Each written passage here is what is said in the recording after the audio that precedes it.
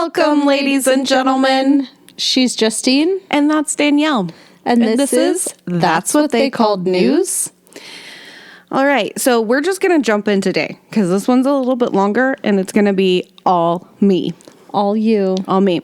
So this story I came across and it was in one newspaper and then it was to be continued. So then I got to digging and there was lots of parts. And so this one's going to be a little bit longer, but it's interesting. It comes from the Tomahawk from May 7th, 1903. The Tomahawk with Gus H. Ballou, okay. Publisher, White Earth Agency, Minnesota. And this says, a weekly newspaper devoted to the interests of the White Earth Reservation and general Northwestern news, published and managed by members of the reservation. Okay. So this is a legend from the Ojibwa tribe, and it has a lot of Native American words in it, and I did look all of them up. I even looked up pronunciations for all of them. So I'm going to do my best, but also we know how my mouth works sometimes. So if I stumble, please forgive me, but I found this story very fun. So I wanted to share it. All right. Let's hear it. The Ojibwas. Their customs and traditions as handed down for centuries from father to son. Way-Nah-Bozho, His Origin, Birth, and Life by Theo H. Bolu. It is undoubtedly well known to a majority of our member that Way-Nah-Bozho is but a fictitious myth, existing in mind only, and is the basis upon which many of the traditional and legendary tales, as well as the general pastime stories and fables of the Ojibwas have originated.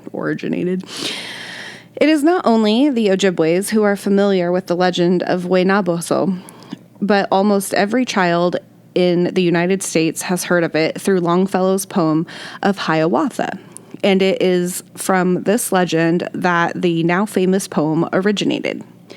It is somewhat difficult to obtain the unadulterated substance of which the legend was originally composed, and the manner in which it was recited many winters since, and ere its originality was corrupted by the brilliant fiction and romance of the recent civilization.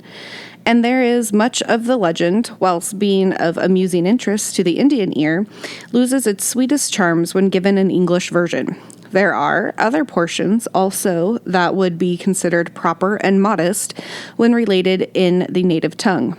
That would sound extremely harsh, coarse, and vulgar when translated into English. And to attempt to clothe the story of the legend with acceptable fiction and romance, we must needs sacrifice much of the originality. And when we do this, their traditional charms and value alike vanish. Thus, our readers will see the difficulties naturally arising in the translation and publication of the legend. If we fail to interest and entertain you, it will not be from lack of effort on our part to do so. With this brief explanation, we make our bow and respectively present you with the origin and birth of the Thor of the Ojibwa Indians. The birth of Way-Nah-Bozho.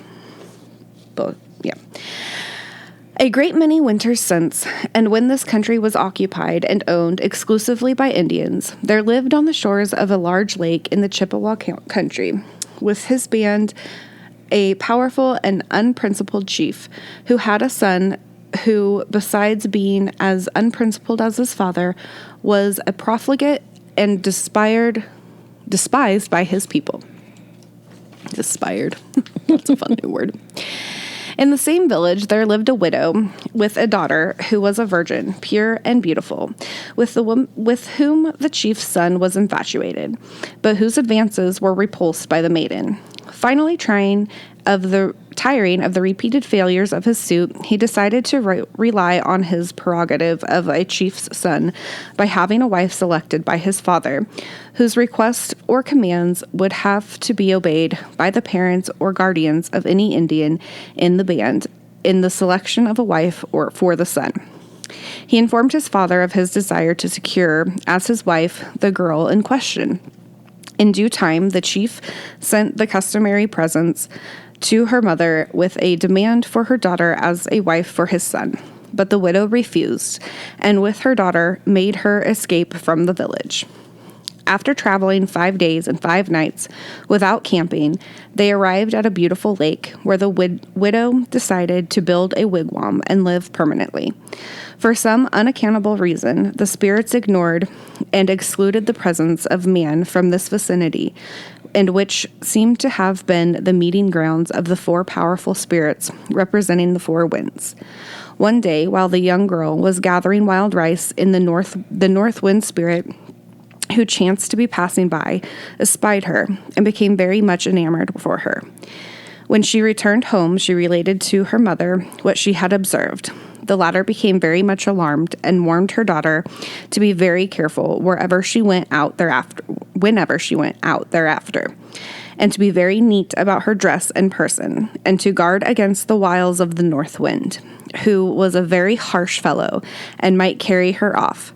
Some days after this, the young girl went into the woods to gather blueberries that grew in abundance along the banks of a brook which ran through a beautiful grove of pine trees. While she was busily engaged gathering berries, the north wind spirit, in a very noisy and boisterous manner, came to her, took her in his arms and kissed her, fluttered her garments, and then departed from whence he had come. For some time the young girl was overcome with a delicious feeling of joy and happiness, and she reclined to rest.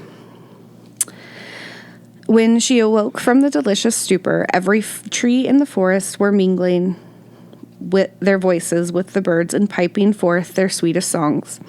Again, when she had returned home, she related to her mother what had taken place.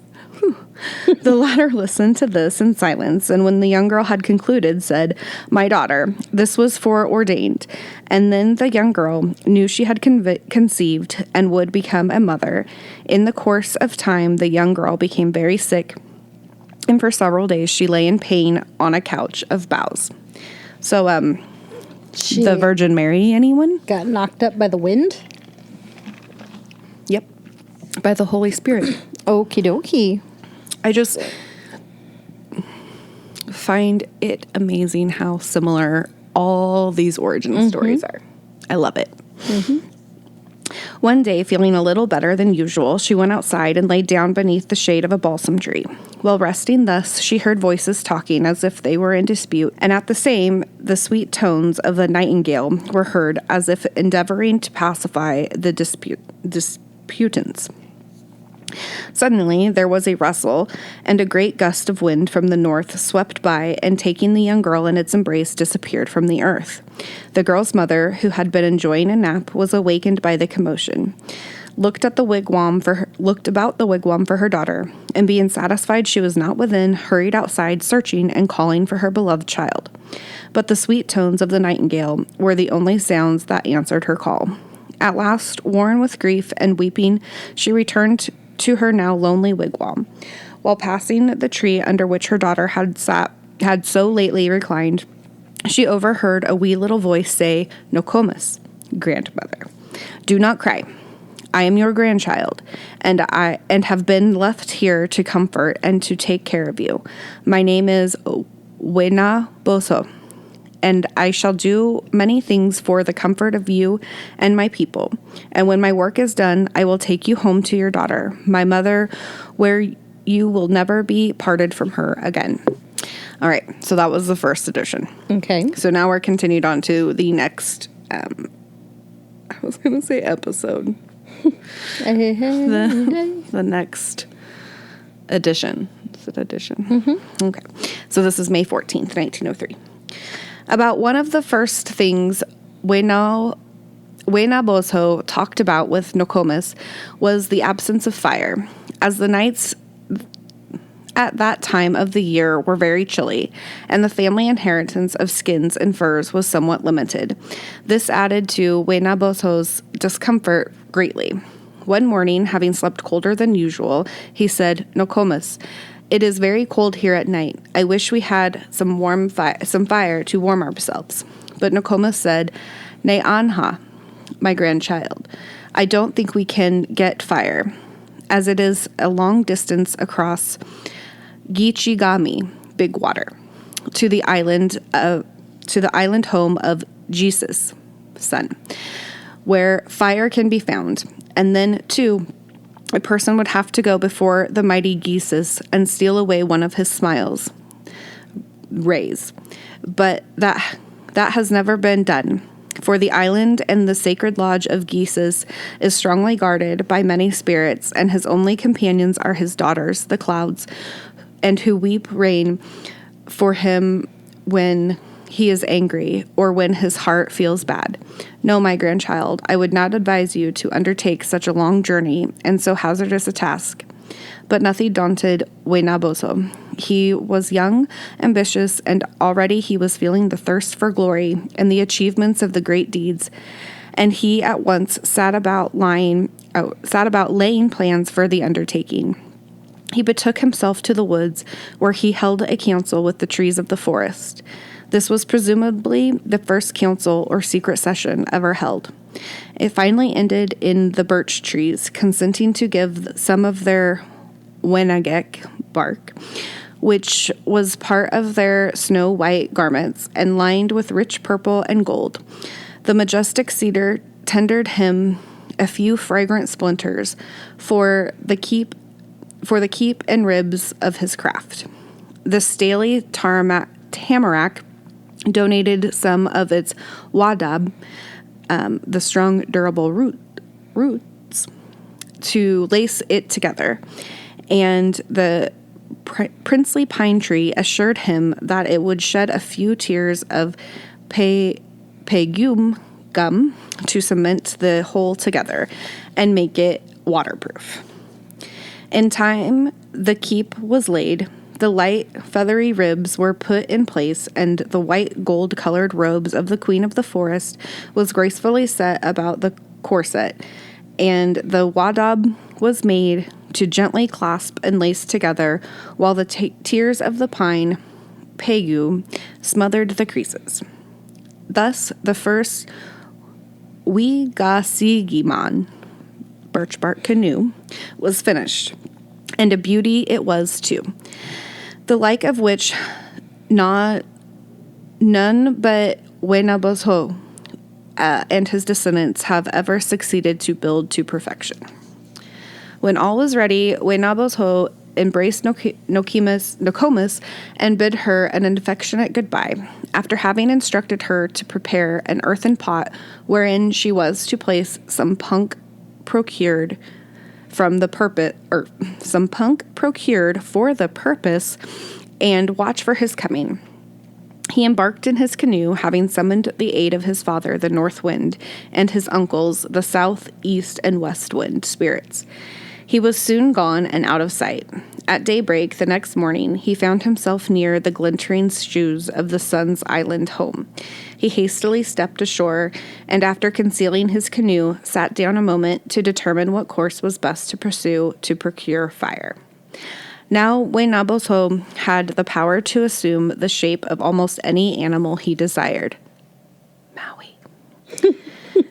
So he changed himself into a rabbit, and he proceeded to drench himself with water and sand, then lay himself down close to the water's edge, apparently more dead than alive. Presently, two of the sun's pretty daughters came to the beach to draw water with which to shower nature with the crystal beads of the morning dew. One of them saw a poor forlorn-looking rabbit, and she called her sister's attention to the pitiable object. They could not tell what it was, having never seen anything like it before. However, their hearts were touched with pity, and they concluded to take it home to their father's wigwam and beg him to smile on the poor half-drowned creature so that it might get warmed and revived. Well, that was nice of them. Yeah. When they got home, the sun was already awake, and everything was warm and pleasant inside of the sacred lodge. Of course, no question was asked by the spirits guarding the entrance, as they were subject to daughters as well as to the son. So they passed in unmolested and tenderly laid down their burden and went about their work.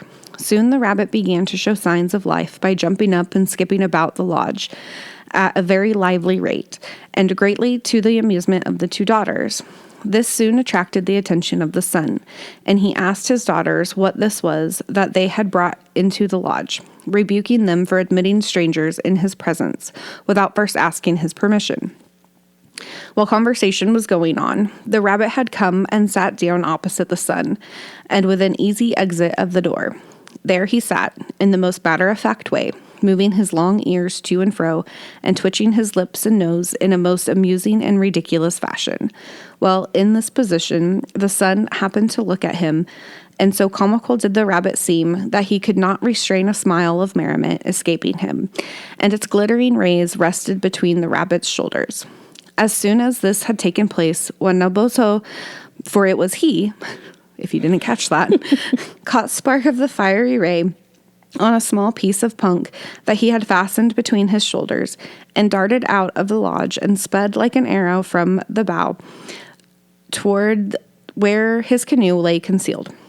In less time than it takes us to write this, he was off and far away on his return voyage homeward. When the son had discovered what had been done, he hid his face and bid his daughters, the clouds, forthwith to weep, rain, and endeavor to quench the spark of the fire Way-Nah-Bozho had stolen. But so swift did the wind spirit hurry his light craft before them, that it was found impossible to overtake him, and thus he was allowed to proceed the rest of his voyage unmolested. He stole his son's ray. I think that's cute. The swiftness with which Way-Nah-Bozho and his craft was being hurried along caused the burning punk to be fanned into a blaze, and before he could extricate himself from his rabbit skin, the hair was afire, and matters looked serious, sure enough. He was now nearing the shore from whence he came, and he at once commenced to howl and called loudly for Nokomis to hurry up, come to me, I am afire. Hi, hi, Nokomis, come quick. When Nokomis heard this, she rushed out of her wigwam and hurried toward the shore, carrying the pot she had prepared with her. So excited was she that she forgot all about her stick and a sprained ankle. When she reached the shore and pulled the canoe on the bench, she first shook some of the fire into the pot, then proceeded to try and relieve Way-Nah-Bozho from his agonizing predicament. In many places the rabbit skin had burned through, and when at last Nokomis pulled it off his back, great pieces of his own skin and flesh came off with it. Poor Way-Nah-Bozho, he was indeed a sorry-looking sight after he was relieved of his fiery jacket. Nokomis tenderly supported him to reach the wigwam, where she prepared a soft couch of moss and leaves, and upon which he lay down. Then Nokomis turned her attention to the fire in the pot. She went out and brought in some dry faggot, as she had been instructed to do, and soon a bright, cheerful fire was shedding its grateful warmth about the wigwam. This pleased Way-Nah-Bozho exceedingly, and he felt that the great comfort fire would be to him and his brethren in the future, would more than repay him for the terrible ordeal he had just undergone. Then he asked Nokomis to go to a certain place and bring some clay or dirt with which to dress his wounds. He also instructed her to gather certain kinds of roots and herbs for the same purpose, which were to be used by this brethren likewise whenever they had need of them thereafter. After his wounds had been dressed, he partook of some herb tea and then lay down to rest. Worn, weary, and sore, he was soon in a sound sleep. Then Way-Nah-Bozho's spirit wafted to the most enchanting scenes, the wondrous marvels and glories of the realms of dreamland, to get more instruction regarding the improvements of this earth. Continued to May 21st. When Way-Nah-Bozho awoke from his peaceful slumbers, he refreshed himself with a hearty breakfast. And then he caused a wind to blow from the north in the direction of the Indian village, from whence his grandmother and her daughter, his mother, had come. And he said, Nokomis, I am going to send fire to all my relatives who live in the country where you and my mother came from. Nokomis had never told Way-Nah-Bozho of his origin, and she was continually in dread lest he would seek to know more of his ancestors. And whenever he spoke of the village, etc., she would become very much alarmed. One day it was decided to move to the outlet of the big lake, and when they had selected a convenient location, Way-Nah-Bozho instructed Nokomis to go and prepare poles and birch bark with which to build a wigwam. Excuse me. When the wigwam was completed and they had moved and got settled down, Way-Nah-Bozho arranged to go on a beaver hunt.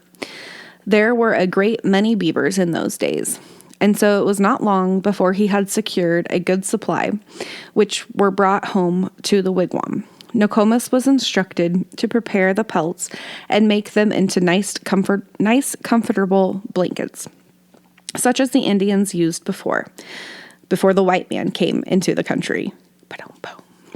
Nokomis's narrative. One day when Way-Nah-Bozho had enjoyed the pleasure of a hearty meal of beaver tail. I just don't know that beaver tail would be. Does not sound appetizing. It sounds a little tough. Indeed. A little hard to get through. I suppose it would fill you up, though. Probably. And lay in comfort on his couch of skins and boughs, he asked Nokomis to relate the history of his ancestors, his father and mother, etc.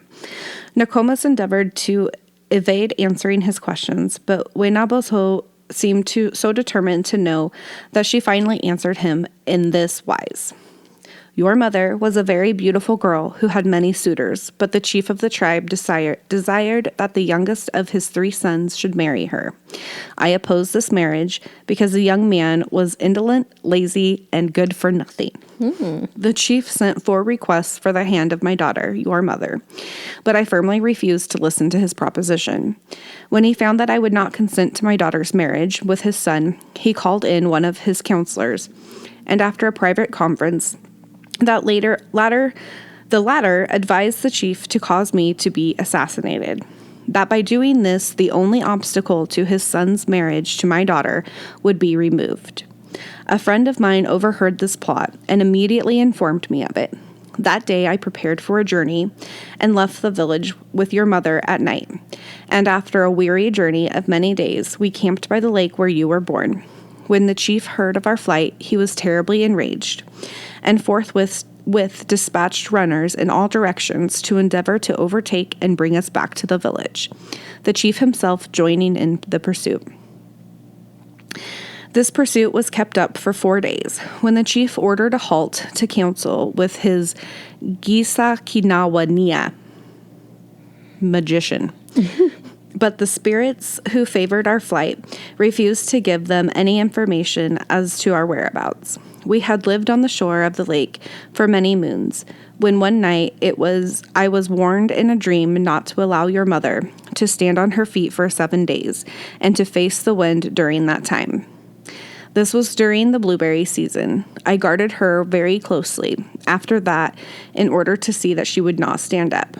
One day, however, while we were picking blueberries, I had occasion to leave her for a very short time. During my absence, she espied a large bunch of blueberries in a marsh along the edge of which she was picking berries. And it being too wet to crawl towards them, she thought there would be no harm in walking to the berries. But the moment she stood up... Okay, I just have to have a second here. Okay. So up to this point, she's just been laying down picking blueberries? Like, is she rolling or crawling or just like laying under one bush? Well, they're very low to the ground. They are. So I don't know. Maybe she was kneeling or something. I don't know. Okay. But at this moment she stood up. The north wind, who had been lurking in the vicinity, came and embraced her. When this had occurred, she fell prostrated on the ground. I ran to her, and when she again opened her eyes, she, as well as myself, knew that she had conceived. And after you were born, she went down into the clear water of the lake to bathe, and there she was attacked and swallowed up by the Mishinamegwai. Mishinamegwai whale. Nokomis knew she had been telling a falsehood, but she was afraid that if she related the truthful history of Way-Nah-Bozho's birth, the sad abduction of his mother, and of her being born to her faraway island home, etc., he would get injured if he endeavored to fight the spirits who caused all this to come about, and which had left him an orphan in the world. Now we get to an adventure with the whale. Okay. Think Jonah and the whale. Mm-hmm. After the conclusion of Nokomis' narrative, Way-Nah-Bozho pondered long and silently. Finally, he requested Nokomis to go and prepare him a Jishakan, as he wished to invoke the spirits to give him information and power as to where he would find and destroy Mishinamegwa. After he had completed the service of that solemn occasion, he came out and informed Nokomis of his purpose and to prepare him for his journey. Said he, I will be gone 4 days on the warpath, and on the 4th day, if all goes well with me, I will be on the shore of that bay where the winds cease to breathe. You will know this by the skies, which appear red and smiling. And should I have trouble and not reach there, the skies will be very dark and cloudy. Then he painted his face black, and bidding Nokomis an affectionate adieu, he embarked into his canoe and started in the search of Mishinamegwa. After wandering about for 2 or 3 days, he concluded, as the spirits had told him, that he was near where the whale lived, and as he had been instructed, commenced to sing, Mishinamegwa, hey hey, bina we koshi shin. That means, well, oh come and swallow me. Mishinamegwa heard this singing, and it annoyed him very much. He said that Way-Nah-Bozho was too filthy for him to swallow. Oh. So he directed a large pickerel to go and swallow the filthy morsel. When the pickerel appeared to Way-Nah-Bozho, he was hailed by the latter with, all right, we're going to try this. Ishni kim kin ena. My little brother, is it you? Meaning the whale. But the answer he received was no, I am only a pickerel, and came to obey the command of Mishinamegwa, who got tired of your song. When Way-Nah-Bozho heard this, he became very angry and said to the pickerel, Go back, you are not the one who killed my mother. The pickerel returned and related to the whale what Way-Nah-Bozho had said. This provoked Mishinamegwa, as the taunting song of the former kept ringing in his ear, he determined to go himself and make a meal out of the filthy intruder. Mishinamegwa's father remonstrated against his resolution by saying that when Way-Nah-Bozho, coming amongst them with his invitation to be swallowed up, etc., boded no good, and it were best to leave him alone. But Mishinamegwa was in such a rage he would listen to no further argument, but went forthwith and swallowed Way-Nah-Bozho, canoe and all. I just swallowed him up. I hope I said all of those words okay. When the whale swallowed Way-Nah-Bozho, he felt very sick, and he soon became insensible. And when he had revived a little, he felt that he must have swallowed all the disagreeable things in the world. He also heard Way-Nah-Bozho's soliloquizing.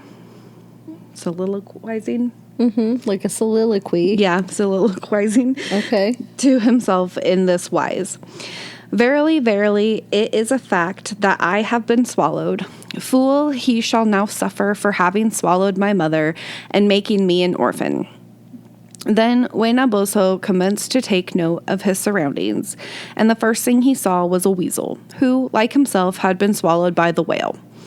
Then his eyes rested on a large object above him, which seemed to keep up a constant fluttering motion. As Way-Nah-Bozho could not reach up, and being anxious to know more of his surrounding, he inquired of the weasel what the object was, and the weasel informed him that Mishi-Na-Megwa's heart. At this intelligence, Way-Nah-Bozho was greatly pleased, though he thought the whale was very foolish to keep his heart in such an exposed position, in that position of his internal menagerie.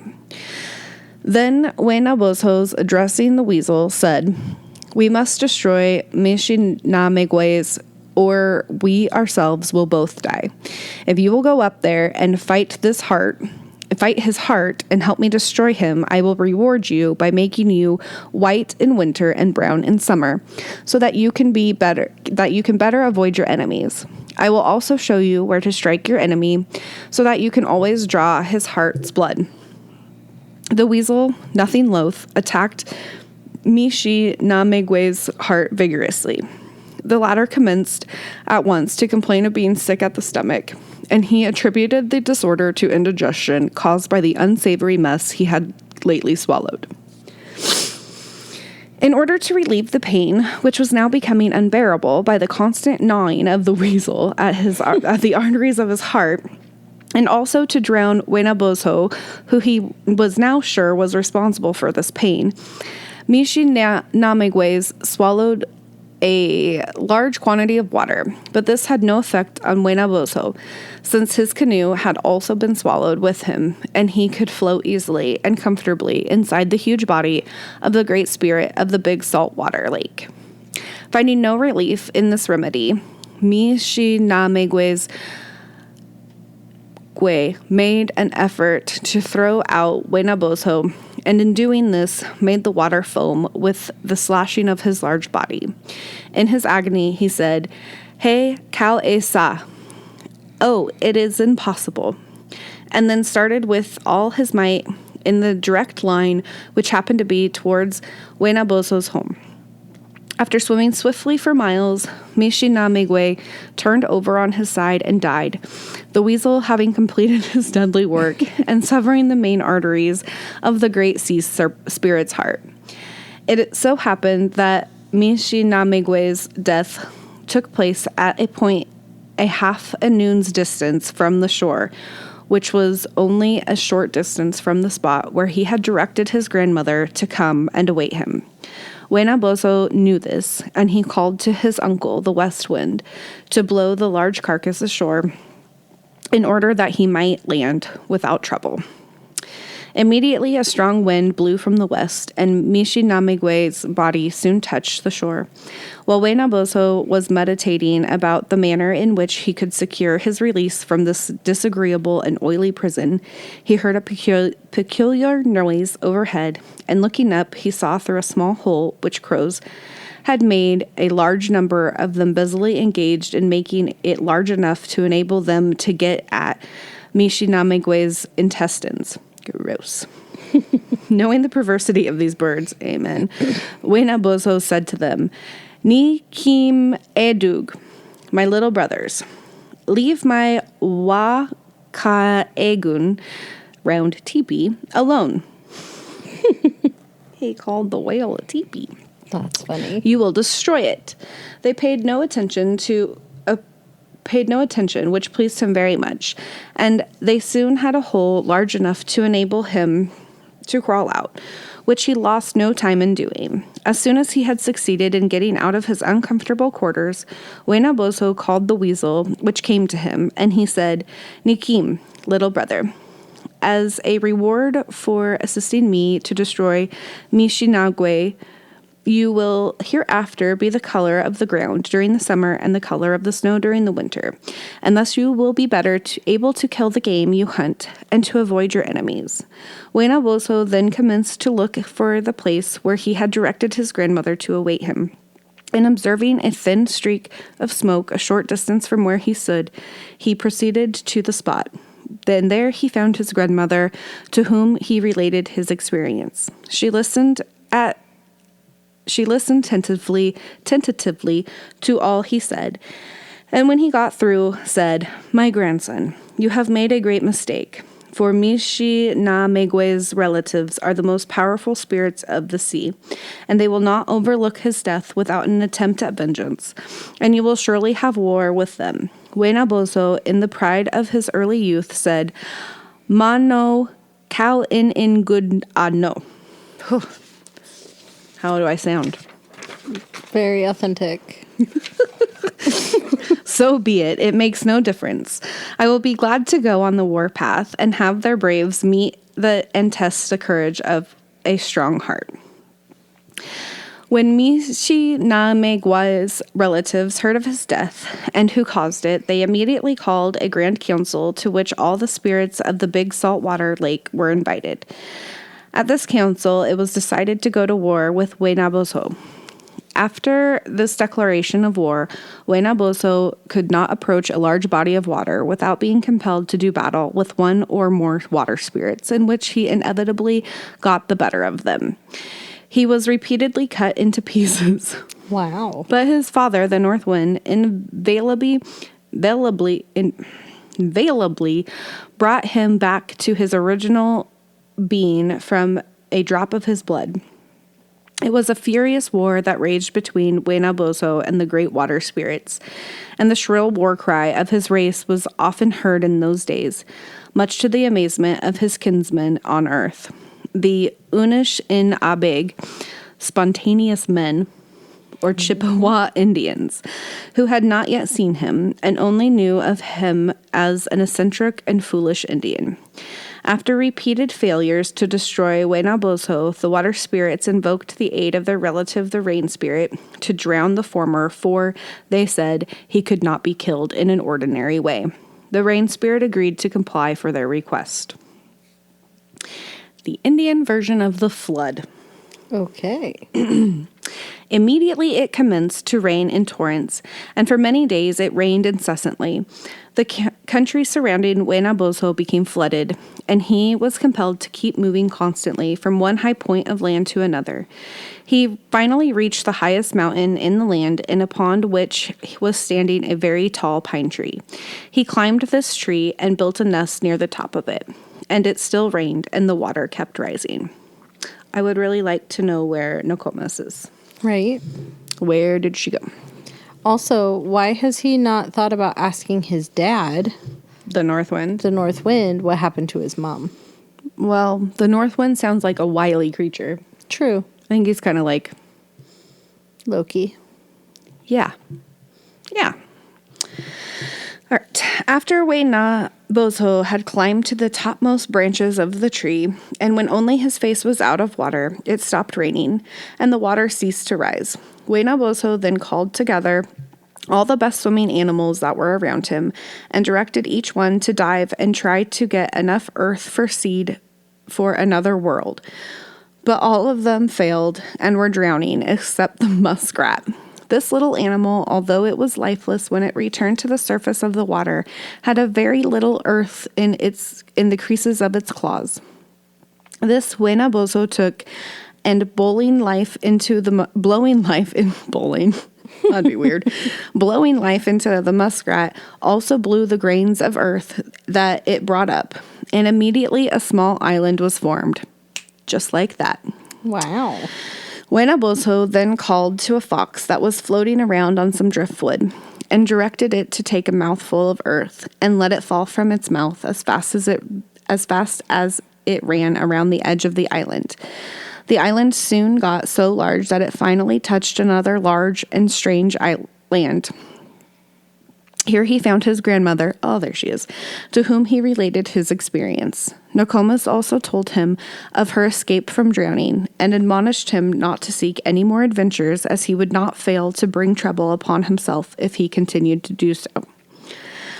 Way-Nah-Bozho, feeling the need for rest, laid down on mats of rushes and furs, while Nokomis prepared a feast for him of wild rice and duck, of which he partook heartily. On the following day, Way-Nah-Bozho accused Nokomis of having deceiving him regarding his parents, and he insisted that she must tell him everything she knew about them, and particularly regarding the cause of his mother's death.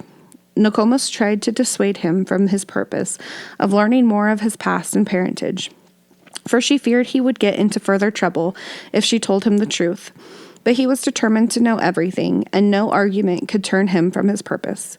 Finally, Nokomis spoke to him thus: "My grandchild, you know not what you ask for. You should not let the acts of the All-Wise arouse in you a spirit of opposition, for he is wise and powerful, and knows best what is for our good. And it is not right that we should seek to know what he desires to keep from us.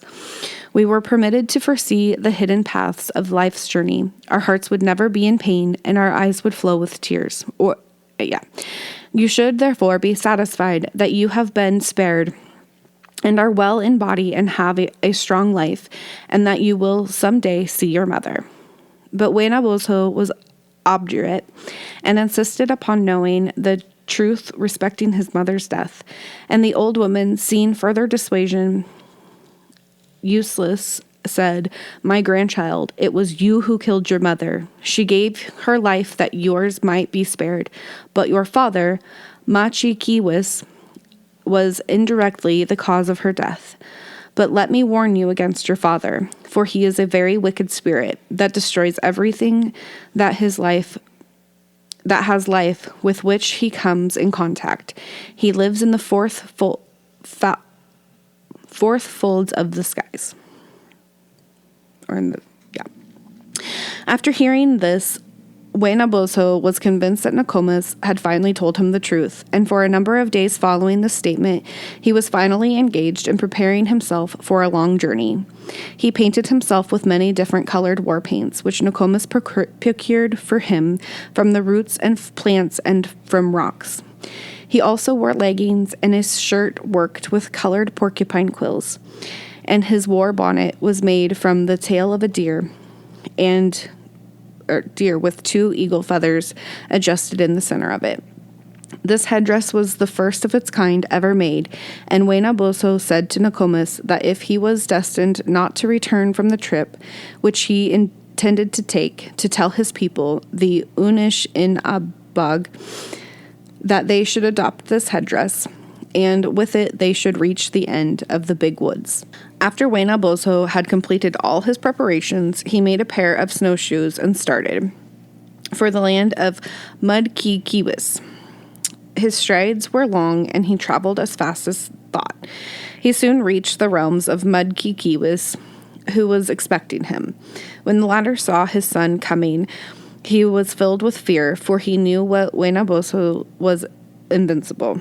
Notwithstanding his fear of his son, however, Mudkikiwis was very proud of him when he observed how handsome he was and how proudly and boldly he stepped forward to meet the most powerful spirit in existence. Mudkikiwis was the first to speak, and he said to his son, "I have waited for you coming for many moons, and I now welcome you to my realms." Way-Nah-Bozho, who had fully decided to destroy his father, concluded that he could only do this by strategy, and replied in a very politic manner. And he said he was proud to be the son of a spirit which nothing could withstand. Mudkikiwis was very much flattered at this compliment and said, "Yes, it is only one thing I cannot conquer, for it is so hard that I cannot make impression on it. That is the flint which is my neighbor." After some further talk with Mudkikiwis, and after having learned his vulnerable points, Way-Nah-Bozho accused him of having caused the death of the former's mother, and informed him of his intentions of destroying him. Mudkikiwis became very angry and gave a strong blast of wind from his mouth, which killed Way-Nah-Bozho. And then the fight commenced.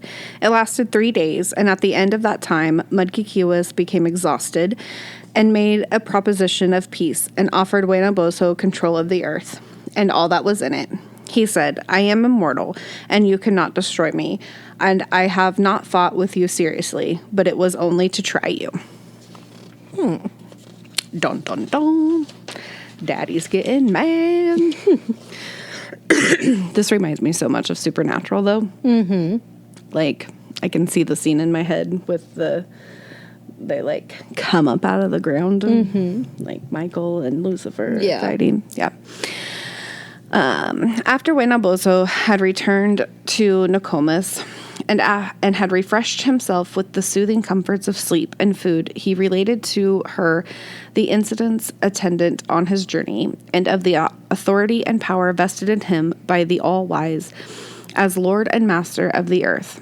He concluded by informing Nokomis of his intention of making an extended tour of his realms, which would occupy about 2 years.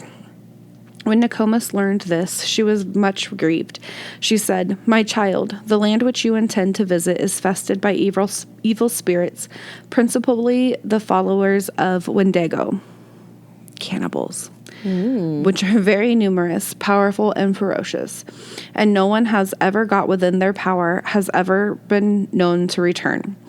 They first charm their victims by sweetness of their songs, then they strangle and devour them. But your principal enemy will be the great gambler, Destiny, the Sphinx, who has never been beaten, and who lives beyond the realms of Nibakezis, sleeping sun, land of darkness, and near the shores of the happy hunting ground. I would beseech you, therefore, not to undertake so dangerous a journey." First of all, the sleeping sun, land of darkness, love that. Mm-hmm. And the happy hunting ground. Mm-hmm. Oh, that's sweet. It's like heaven. Yeah. With the increasing With the increasing laurels of conquest, Way-Nah-Bozho felt that he was a big brave, and as such should know no fear. And Nokomis' words of warning were unheeded. And after having made all necessary preparations, he bid Nokomis goodbye and started on his journey. He followed the trail which led to the realms of Nibakezis, where all was shrouded in total darkness. Here he stopped and meditated as to what was best to be done. He consulted with different birds, animals, and friendly spirits, and it was finally decided that Kokokohu, the owl, would lend him his eyes, and that Way-Nah-Bozho, firefly, I feel like that's a mouthful for firefly, should also accompany him. They were soon on their way through the realms of Nibakezis. All around was inky darkness, and Way-Nah-Bozho, in spite of his great owl eyes, could discern nothing from time but the flitting of Way-Nah-Bozho. For the first time in his life, he experienced the chilly breath of fear and wished that he had listened to the counsel of Nokomis. You think? But just then a voice whispered in his ear, saying, "I am with you. The big brave should never fear." At this, his fears were dispelled. He boldly walked on. The path which Way-Nah-Bozho was traveling led him through swamps, over high mountains, and by yawning chasms, sometimes on the very verge of some awful precipice, and then again near the thundering, roaring, and maddening rush of some furious stream or cataract.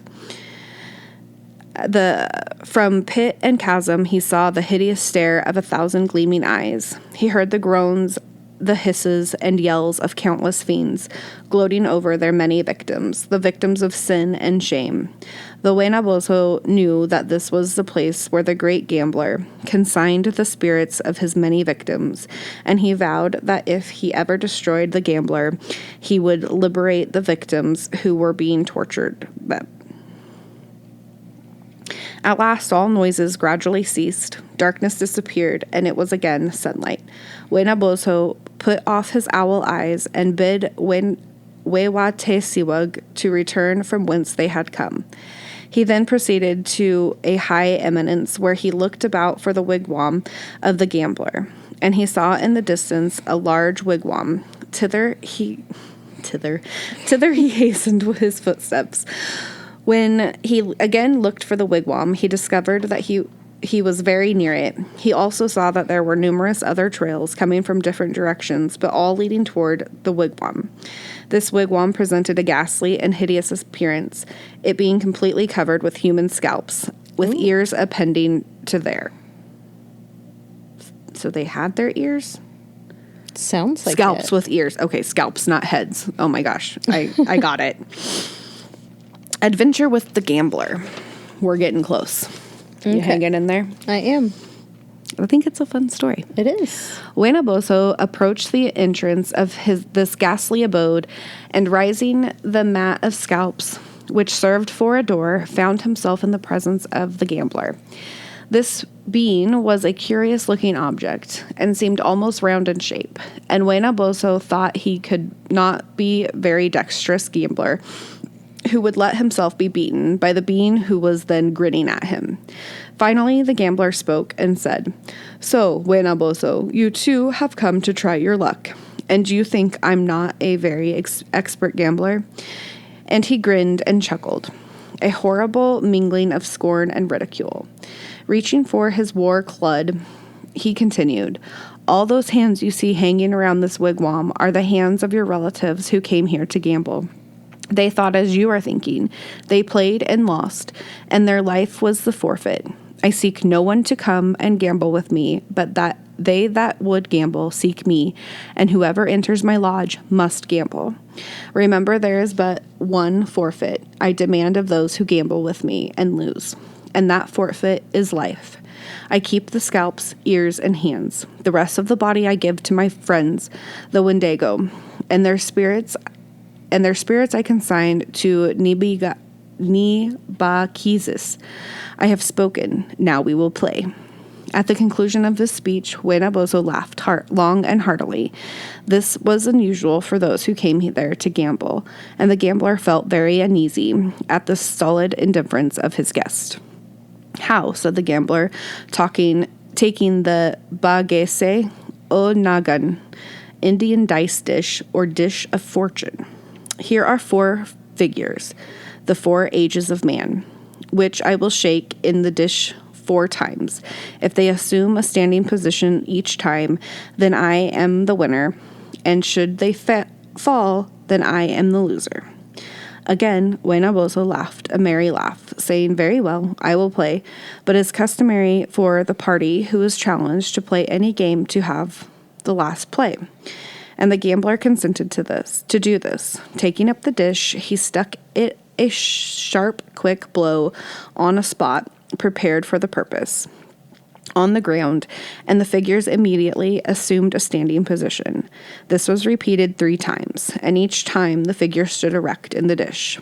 But one chance remained, upon which depended Way-Nah-Bozho's destiny, life, the salvation of his people. But he was not frightened, and when the gambler prepared to make the final shake, Way-Nah-Bozho drew nearer, and when the dish came down on the ground, he made a whistle wind, as in surprise, and the figures fell. Way-Nah-Bozho then seized the dish, saying, "It is now my turn. Should I win, you must die." And that was the end of it. I'm sure there's more to the story. He hasn't found his mom yet. Right. But I couldn't find any more. Well, that's silly. I know. It made me really sad, but I really liked that story. It was pretty cool. And just a mom tip, parent tip. My kids love when I read them stories. So if you want to put your child to sleep, just play them this episode. It doesn't matter what we're talking about. Nope. My oldest used to tell me, instead of asking for me to read her a book, she would say, "Mama, can you read me a story with your mouth?" And that meant she wanted me to make up a story and tell it to her. That's cute. And she always wanted stories about unicorns. And they had different colors. Do you remember this? I feel like I do. She had a really big pink stuffed unicorn, and its name was Pink Fresh. Yes. And so all of the unicorns in her stories are always Blue Fresh or Pink Fresh or Purple Fresh. I don't understand where the fresh part I don't came from, either. but okay. I mean, it's just a 3-year-old thing, but it was freaking adorable. Oh, she had lots of good ones. She One did. Love her to pieces. Thank you guys for listening. Thanks for sticking in there if you made it this far. I know that was a really long one.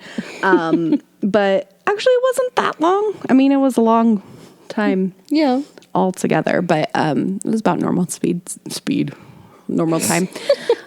So thanks for listening. Yay. Oh, I didn't do it last episode. We gotta say the social thing. You can find us on Facebook and Instagram at That's What They Called News, Twitter at That's News Pod, and you can email us any story ideas you might have at that'swhattheycallednews@gmail.com. Ta-da! Ta-da! Thanks for listening. We'll see you later.